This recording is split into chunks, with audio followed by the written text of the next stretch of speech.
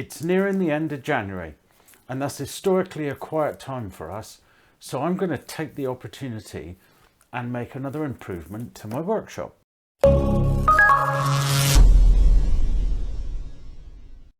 You've probably noticed I'm not the tidiest of individuals when I'm working. I drop stuff on the nearest work surface and then it's lost. That costs me loads of time hunting around the place looking for it. I'm sure you know what I mean when it's really right beside me. There's two reasons for that, I believe. One, I've not made it easy enough for me to put it away. And number two, I've too many convenient work surfaces that I can just drop stuff on. Now, I believe French cleats are the answer to my problem. A French cleat wall is ultimately flexible. I can make individual holders for the tools that I want to store on it. I can change it at a moment's notice, which really suits me.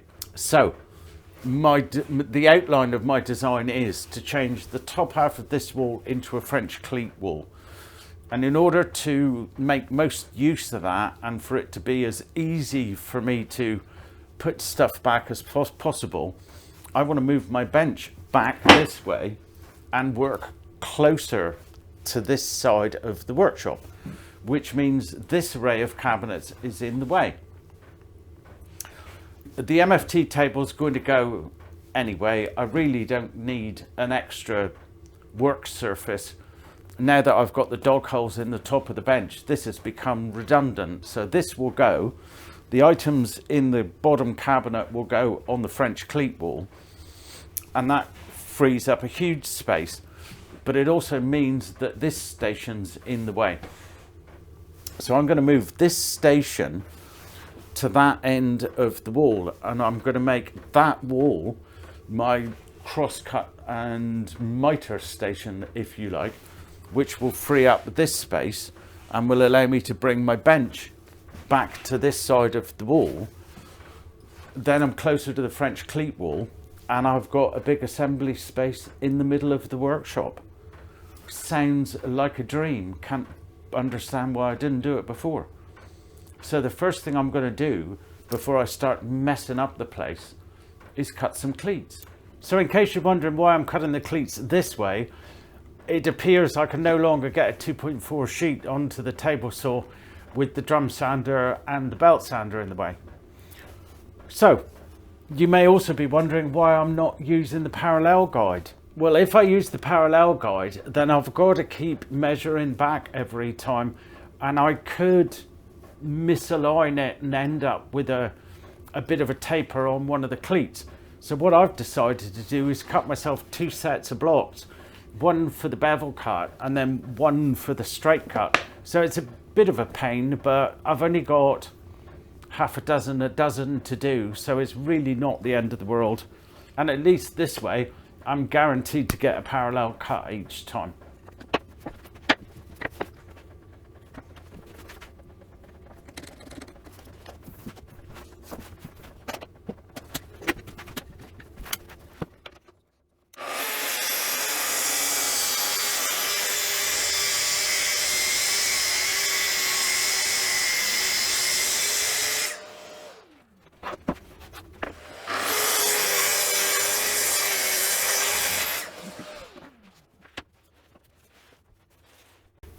That's all my wall cleats cut. So now the bit I'm not looking forward to, the taking all of this off the wall.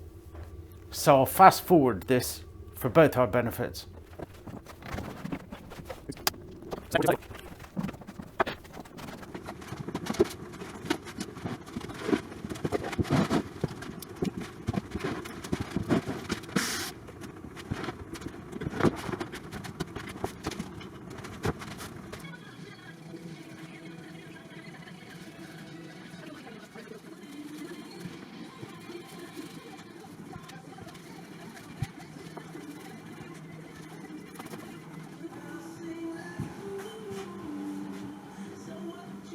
Well, it's tomorrow and my paint's dry and it's looking beautiful.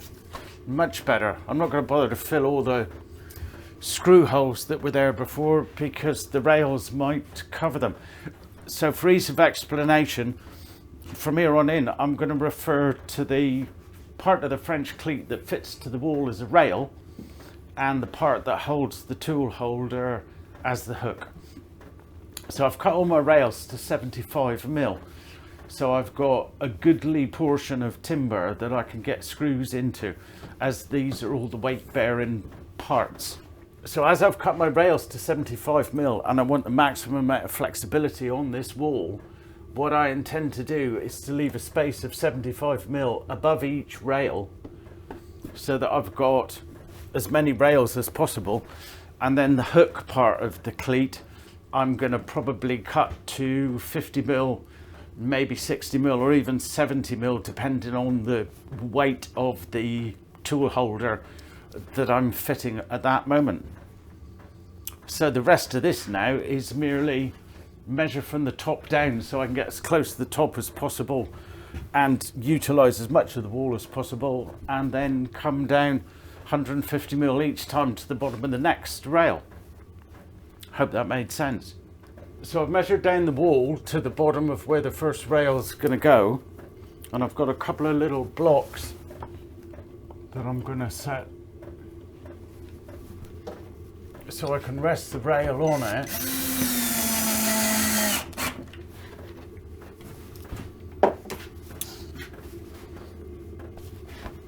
Which will hopefully mean I'm not going to struggle. That's the theory anyway.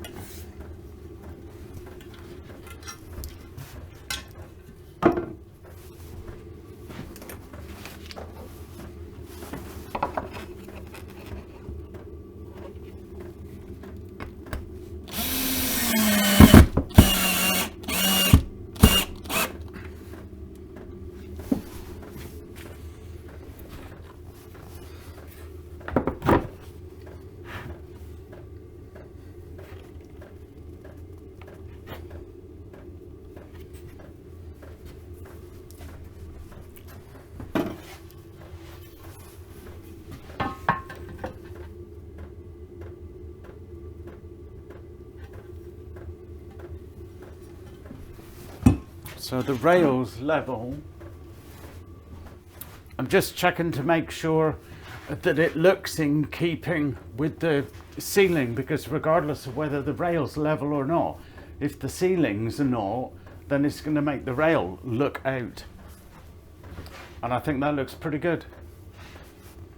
So I've drawn 2 lines on my rail and I'm going to sight it up against that far wall.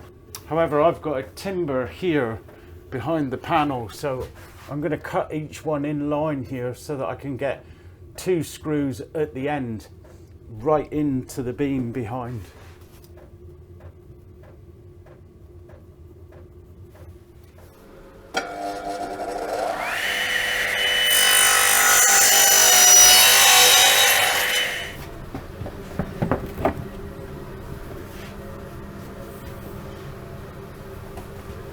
Perfect. Now I can level down and keep all those ends in line.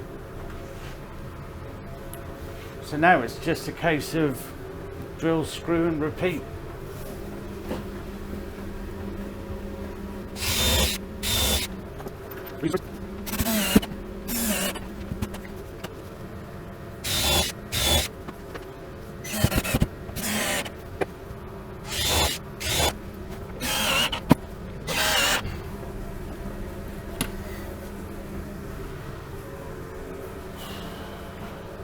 One down, several more to go.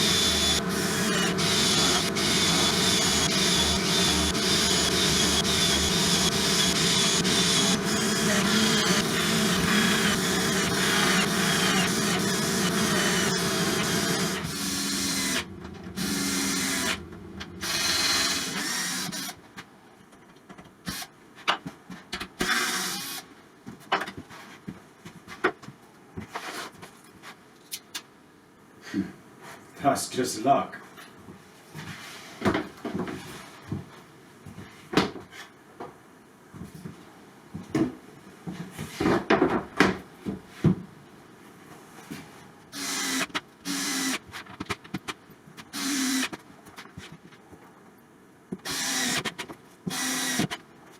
Well, that's all my rails complete for stage 1.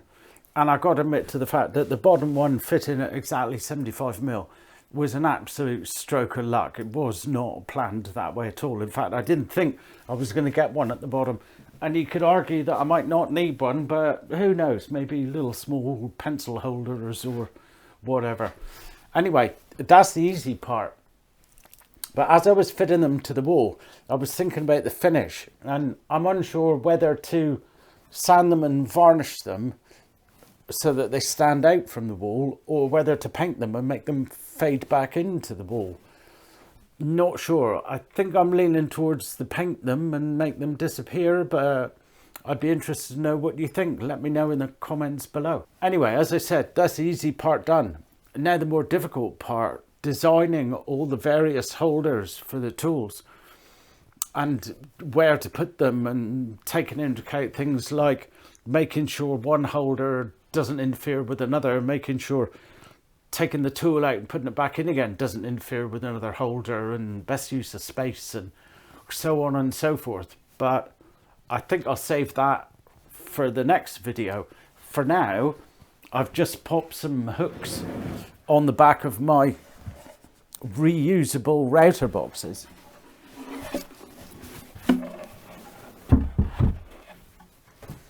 So I can start to put some stuff away. I've got a whole mountain of tidying up to do to get the workshop back into a usable state.